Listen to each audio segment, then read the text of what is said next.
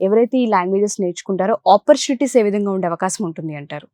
ఏ companies ఉన్నాయంటారు? So basic గా 800+ companies తో associate అయి ఉన్నామండి. అన్ని టాప్ లెవెల్ ఎంఎన్సి కంపెనీస్ ఉన్నాయి, మల్టిపుల్ కంపెనీస్ ఉన్నాయి అనమాట.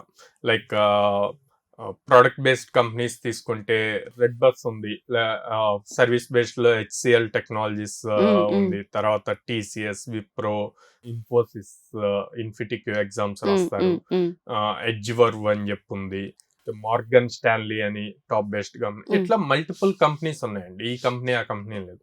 సో వీటన్నిటిలో కూడా మన స్టూడెంట్స్ ఉన్నారు.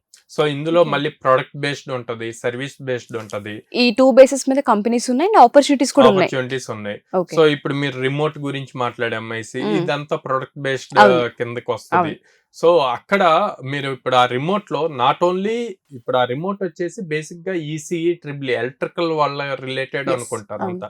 కానీ నేను ఇప్పుడు ఓపెన్ చేసి చూపించాను, ఎలక్ట్రికల్ వాళ్ళు ఇన్వాల్వ్ అవ్వాలి, సాఫ్ట్వేర్ రాసే వాళ్ళు ఇన్వాల్వ్ అవ్వాలి.